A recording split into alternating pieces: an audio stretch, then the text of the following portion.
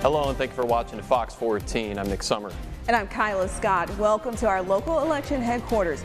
Voters across the Ark-La-Miss cast their ballots on many different races today. We will have live team coverage of races such as the representatives for the 4th and 5th districts in Louisiana and representatives for the 1st and 4th districts in Arkansas. We will also be joined by the director for the School of Behavioral and Social Sciences at ULM, Pearson Cross. But first, it's time for the country to pick a new president. Yeah, that's right. And that's where we start tonight's coverage. Now, taking a look in Louisiana, here are some of your results. Here are your numbers. It appears that 66% of those votes are going to Donald Trump, 32% of those Kamala Harris. And in Arkansas, we can see Trump getting 62% of the vote, while Harris getting 36% of that vote. And moving on now to the Louisiana District 4 representative race between incumbent Mike Johnson and newcomer Joshua Morit. It looks like 86% of those votes go to Mike Johnson, 14% to Joshua Morit, and that's 47% of those precincts reporting. And in Louisiana's 5th District, incumbent Julia Letlow is facing off against fellow Republican Vinnie Mendoza and Democrat Michael Vallian Jr. Currently, Letlow leads with 65% of the vote, Michael getting 25% and 10% to Vallian Jr. And the leading candidate, incumbent Julia Letlow, is watching those results as they roll in down in Baton Rouge tonight. That's where we find reporter Anna Conejo. Anna, how are things going there tonight? Hey guys, well, the energy is high and very positive as we are at the Tiger Stadium in Baton Rouge for Julia Letlow's watch party. Now we're actually with Julia Letlow, who just gave us a speech a little bit, and as y'all said, she is leading in more than 60%. So what are your feelings right now? Well, I'm just so overjoyed that the people would have me serve another term in Congress, from Bastrop to Bunkie to Bogalusa, now Baton Rouge, and any point in between. I am here to represent the people of the 5th District. It's an honor of a lifetime. I'm so excited to go back to Washington. Now we are speaking to our sister station in Monroe. So how does that support make you feel? Absolutely amazing. I was born and raised in Monroe, spent a lot of time there, so just excited to continue to represent North Louisiana. The district lines changed a little bit, so I'll be spending time in different parts of the state, but just so excited to be able to serve again. Okay. Now, can you tell us a little bit about what your goals are as you get reelected? Sure. So I serve on the Appropriations Committee, and I'm going to be up in Washington making sure that as many of your tax dollars come back to Louisiana where they belong. I'm the only House member to serve on appropriations, so that's where you'll find me up in D.C., making sure that we receive our fair share back in Louisiana. Okay. And one more last message for voters? Oh, I'm just so incredibly grateful. It's the honor of a lifetime to be able to serve in the 5th District. Thank you for having me back to choose someone, a single mom with 2 small kids. What an incredible opportunity for my children and for me. So from the bottom of my heart, thank you. All right. Well, thank you so much. Y'all heard it here first. The energy continues being really good. So I'm going to send it back to y'all for your local election headquarters. I'm Ana Conejo. All right, thank you very much, Anna. Now moving over to Arkansas, the District 1 representative race could come down to a runoff next month. But right now, we have 71% of that vote in. And in the 4th District, incumbent Bruce Westerman is taking on Democratic newcomer Rizzy Howard. Now, it looks like 72% goes to Bruce Westerman, Rizzy trailing behind with 28% of those votes. It looks like half of those precincts are reporting. Moving on now to the constitutional amendments on the ballot. We start in Louisiana, where voters will decide on one potential change. Our Joel Massey is live at the Ouachita Parish Courthouse to explain what this amendment could mean for residents. Joel? Kyla and Nick, I'm outside the Ouachita Parish Courthouse, where election workers have been steadily bringing in results ever since the polls closed. One such issue is the amendment that asks voters if they support a measure that would require revenue from offshore alternative energy sources to be used for coastal restoration. There are many outer continental shelf renewable energy sources such as wind, solar, tidal, wave, and other alternative energy sources, and a yes vote on the amendment would allow the federal funding federal money to be deposited in the Coastal Protection and Restoration Fund. That fund pays for risk reduction efforts such as levees and floodgates, diversions projects, wetlands creation, barrier island protection, and other projects aimed at safeguarding and rebuilding Louisiana's receding coast. If the amendment does not pass, the federal money from alternative energy would go into the state general fund, where it could be spent on anything. Those against the amendment point out that lawmakers are already limited by existing budget protections in the Constitution, and that further restrictions could force cuts to unprotected dollars such as health care and higher education. Live from the Ouachita Parish Courthouse, for your Ark-La-Miss news source, I'm Joel Massey. All right, thank you very much, Joel. Now taking a look at the latest results, we have 72% voting yes on that amendment and 28% voting no. Now, moving back to Arkansas, voters are casting ballots on 3 different amendments, but only 2 of them are actually being counted. Our Cindy Langston joins us now live from the Haywood Hotel in downtown El Dorado with more on these amendments and why the 3rd one is not being counted. Cindy? Hello guys, from El Dorado. I'm at the Haywood in downtown El Dorado at a Democratic watch party where these guys are watching raptly for results to come in. In addition to local, state, and of course national races, voters in Arkansas are deciding on 2 issues in this race. Issue number 1 is in regards to the Arkansas lottery. Currently, the lottery scholarship money can only go toward 2- or 4-year scholarship funds in the state of Arkansas. If passed, the lottery funds would now be able to be applied for technical schools, and this has received widespread support and is expected to pass heartily. Now, issue 2, much more complicated. An approved issue 2 would essentially repeal the casino license in Pope County that was passed by voters statewide back in 2018. If approved, again, it would repeal that casino license and affect the future of any other casinos in the state of Arkansas. It would require a county vote by a special election. Much tighter issue. You've no doubt gotten emails, snail mails, even text messages on both sides in how to vote and in regards to how to vote. It will be a tight race. We'll wait to see how it shakes out here. Again, reporting live in El Dorado for your election headquarters, I'm Cindy Langston. Back to you. All right, thank you so much, Cindy. One amendment, or on amendment number 1 and on amendment number 2, but what kind of impacts will this have on both states? Nick is sitting down with political analyst Pearson Cross to discuss those implications. Nick? Thank you very much, Kyla, and thank you for joining us tonight, Mr. Cross. Sure. Now we'll start in Louisiana. What kind of impact do you think that amendment will have if it is passed? Well, it'll provide more revenue for coastal restoration, and that's the big thing right now, because the BP settlements, the different kinds of settlements that the state is getting, will come to a close and are drawing to a close. So guaranteeing a continuing flow of revenue is a big deal. Okay, definitely. Now moving over to Arkansas, do you think voters will benefit from more scholarships being funded by the lottery? It's voters really like funding by the lottery. You know, they go, we get to be bad, but it'll go towards a good cause. Yeah. But in fact, usually the amount of funding is not very much. So there are more effective ways to fund it, but it always comes back. Definitely. And what do you think about the Second Amendment change? Should voters around the state have a say on the casino licenses?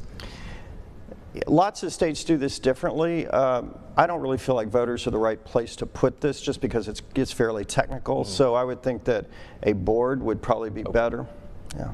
Okay, sounds good.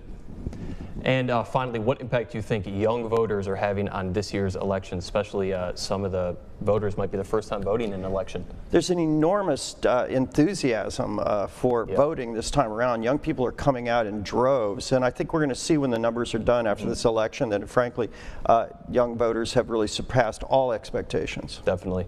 All right, thank you, Dr. Cross. We appreciate your time. All right, we'll send it now to our Jade Maloney and Maya Holloway, who are at ULM talking to students about the election. Jade and Maya, how's it going?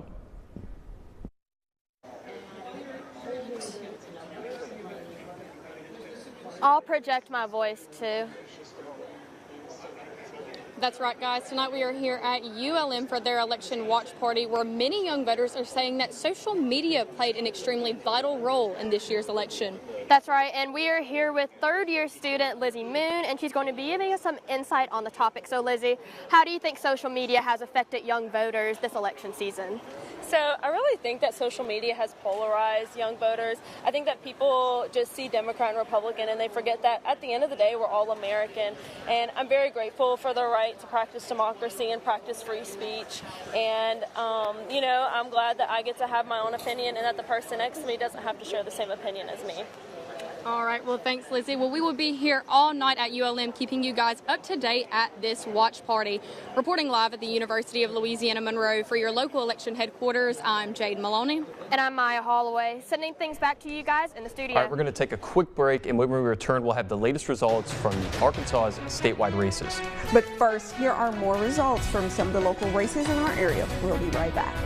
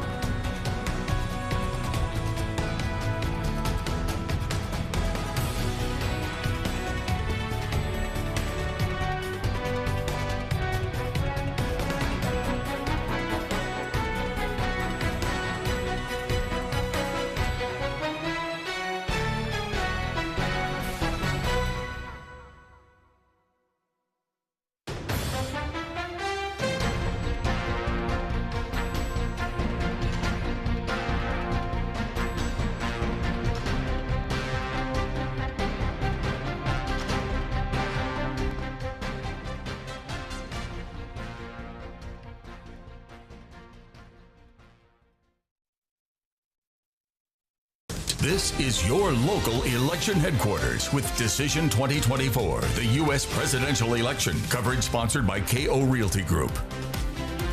Welcome back to your local election headquarters. Let's get right back to those numbers. In the race for Arkansas State Treasurer, we have 50% of that precinct voting in, 65% of the vote going to John Thurston, 31% of the vote going to John Pagan, and only 4% going to Michael Paco.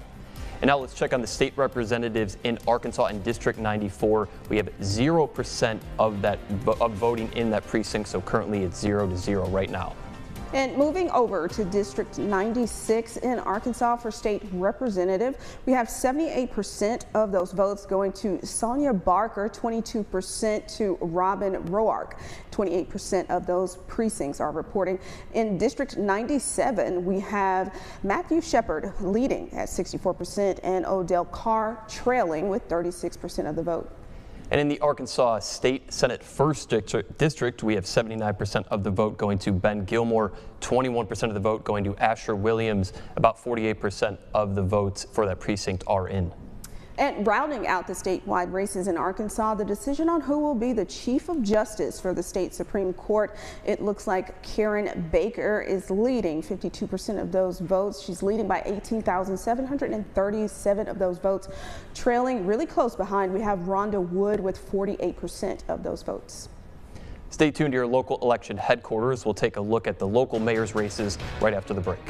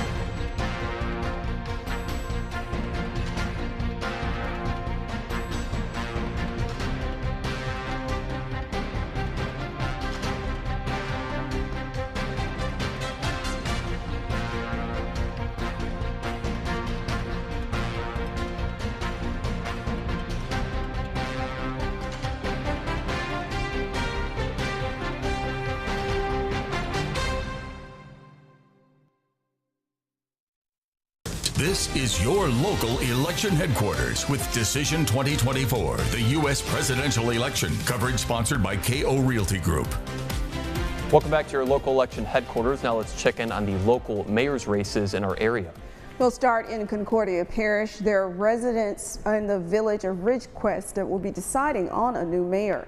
Moving in the village of Ridgecrest, it looks like 61% of the votes are going to Connie Adair, 39% trailing behind Veller Carroll. Looks like 100% of those precincts are reporting. So it looks like Connie Adair will be the mayor.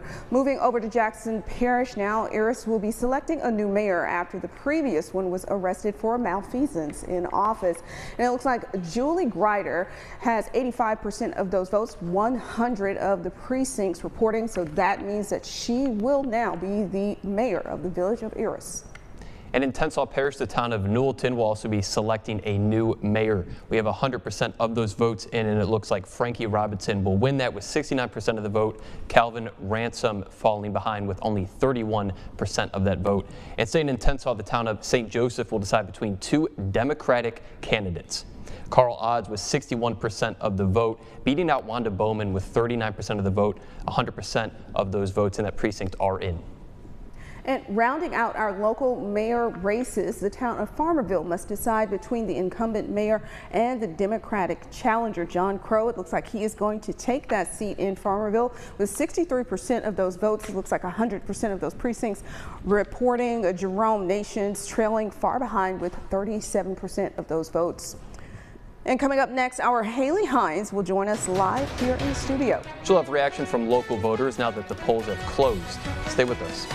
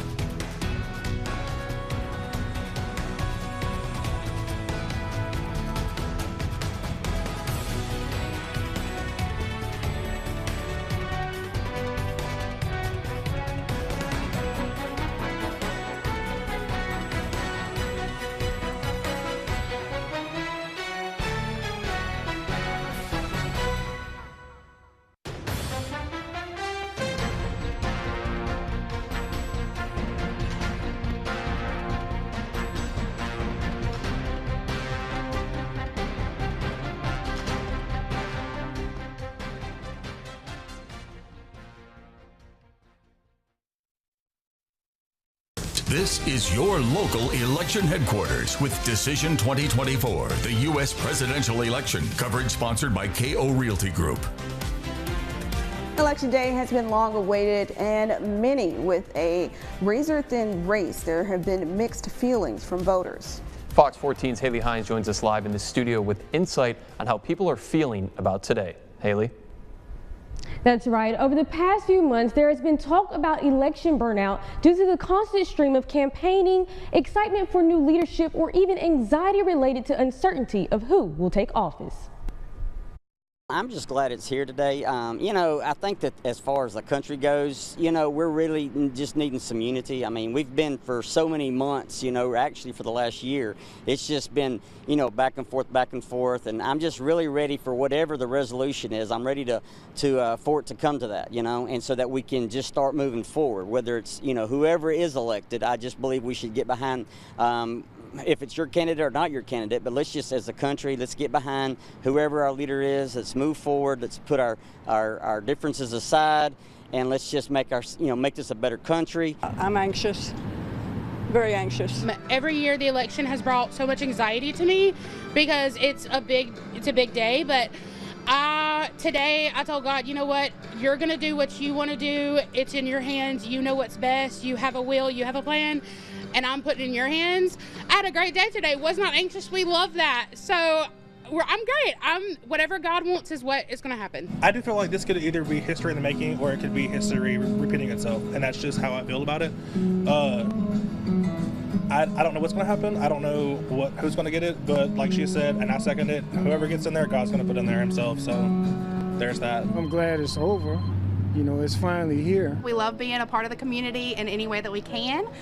We were hoping that being out here would help the lines be a little bit more bearable if there is a line, and just put a smile on people's face and hopefully give them some ease in this voting time. The overall consensus from voters was that many were excited and anxious for tonight, but very thankful that this day had finally come. Reporting live in the studio for your local election headquarters, I'm Haley Hines. All right, thank you so very much, Haley. We'll be right back after this break.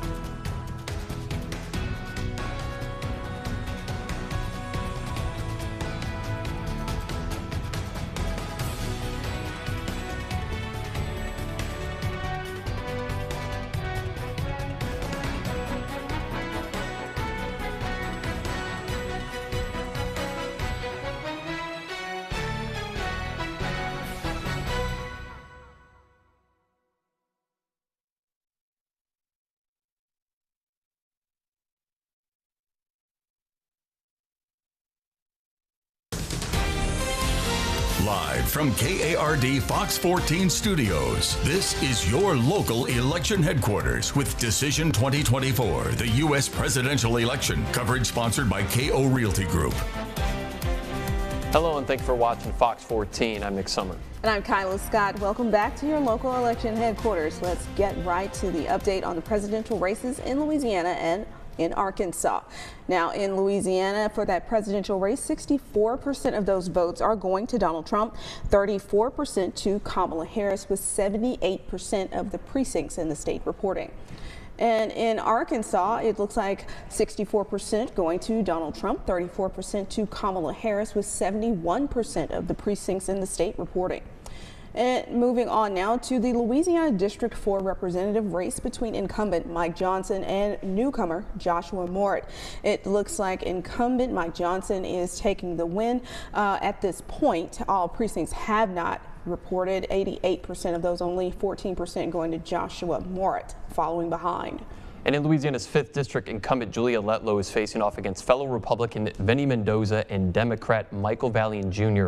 Currently, we have 91% of the vote in, 63% going to Julia, with 26% of the votes going to Michael Valiant Jr.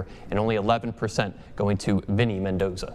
Now moving up to Arkansas, the District 1 representative race could come down to a runoff next month. And right now it looks like 72% going to Rick Crawford, 25% to Rodney Govins, with Steve Parsons out of the race. So it looks like there will be a runoff between Rick Crawford and Rodney Govins. But of course, only 55% of the precincts have been reported. And in the 4th District, incumbent Bruce Westerman is taking on Democratic newcomer Rizzy Howard. As of right now, Bruce Westerman has 72% of that vote, while Rizzy Howard has 28%. 61% of the votes are in for that precinct. Now let's check in on those constitutional amendments in Louisiana and in Arkansas. For Amendment 1 in Louisiana, that constitutional amendment looks like voters are saying yes, 72% of those votes, no, 28%, with 79% of the precincts reporting. And on Amendment number 1, Amendment number 2, it looks like voters are saying yes, with 90% of the votes going to yes and 10% going to no, with about 65% of the votes in. And we'll check back in with our live reporters after the break. But first, here are more results from some of the local races in our area. We'll be right back.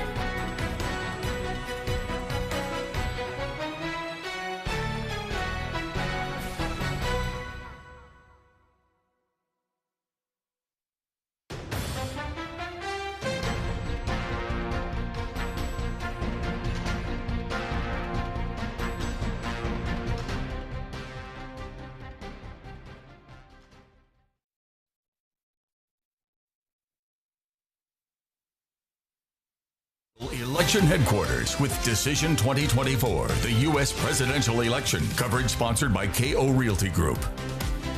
Right now, we are sending things back to our Jade Maloney and Maya Holloway at the ULM watch party to see what young voters are thinking of the current results. Jade and Maya, how are things going? Guys, we are here at the ULM watch party, which is being hosted by the Political Science Department. And as you can see behind us, students are continuing to stay locked in as election results continue to update. That's right, and the energy is just so high here as these results continue to roll in, and we are just so excited to be here. And many students have been telling us that social media played a very vital role in this election. That's right, Jaden. Many students are telling us that the most prominent platforms are TikTok or Instagram. They say that they're keeping up to date through candidates themselves and even social media influencers. They are keeping up to date on topics such as policies and amendments that may end up on the ballot. Yes, and the ULM Political Science Department has just provided a very interactive way for students to get involved here and just really provided a gateway into political education as a whole. Reporting live at the University of Louisiana Monroe for your local election headquarters, I'm Jade Maloney. And I'm Maya Holloway, sending things back to you guys. All right, thank you very much, Jaden and Maya. And after the break, we'll sit down with our political analyst to break down the latest electoral college count. Stay with us.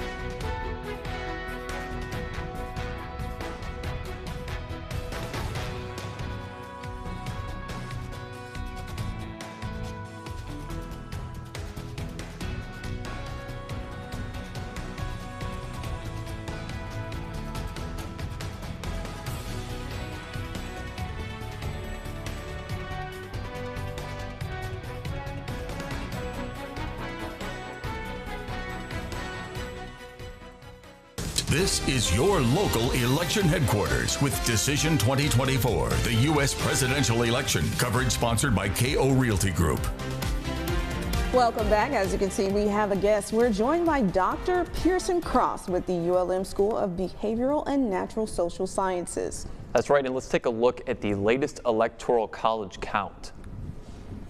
Now, Dr. Cross, can you explain the Electoral College for those who may not know what part it plays in our election and maybe for some first-time voters? Well, it's crucial. It's been around for a really long time, and what it does is essentially says that every state has a certain number of votes, and those votes are determined by the number of representatives and senators. So, for example, Louisiana has 8 total votes because we have 6 representatives and 2 senators. So to win those 8 votes, you have to win a majority in Louisiana. So spread that out across the country. That means that every state has a set number of votes, and if you add them all together, once you get to 270, you elect a president. All right. Well, there we go. Now, what is the difference? I know a lot of people ask this sometimes between the Electoral College and then the popular vote. Yeah. Well, there is a difference, and the Electoral College and the popular vote don't match. On 4 different occasions, we've elected a president who didn't win the popular vote. So if you win, you can win 270 votes without winning the Electoral College, without winning the popular vote, because you can run up big totals in California or New York or so on, and then if you win elsewhere by tight margins, then there can be a discrepancy.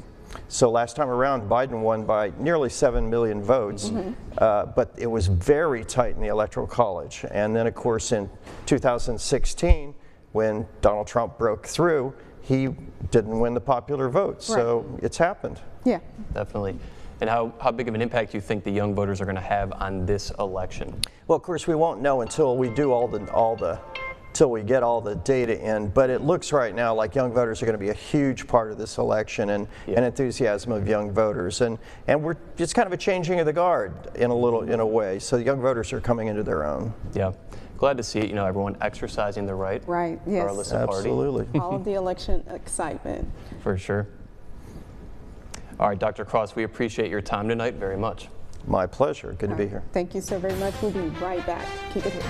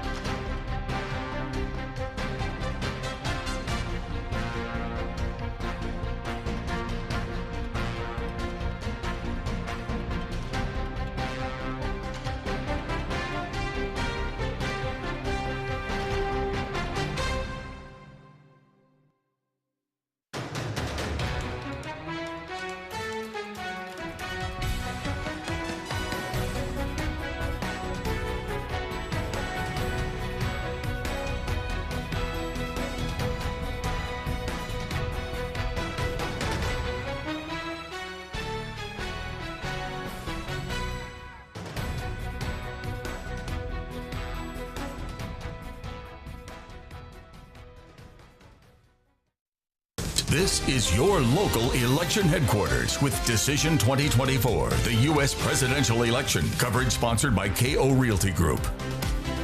That will wrap up our coverage for the 2024 presidential election here on Fox 14. But the coverage will continue over on NBC 10 starting at 10, which is actually just in a few moments. Tune in for the latest results.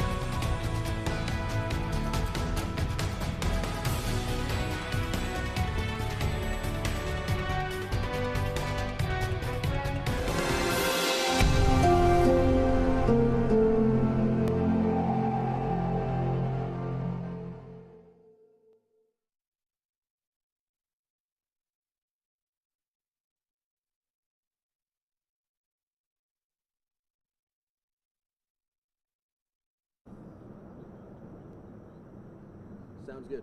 Mic check. Mic check, Joel. Today's amendment asks voters if they support the measure to require revenue from offshore renewable energy sources to be used for coastal.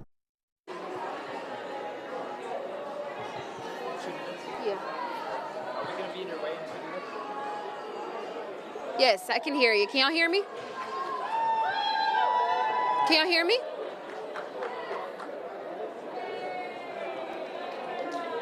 Perfect. Do we want to face over there? Okay, come over.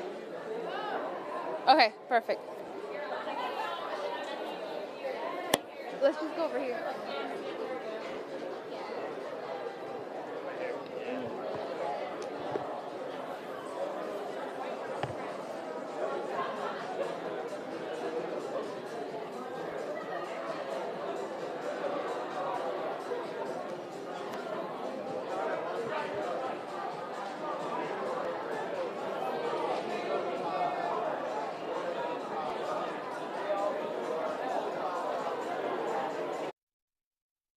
On one race tonight, Andre Rux retaining his seat on City Council. Republicans Judy Ward and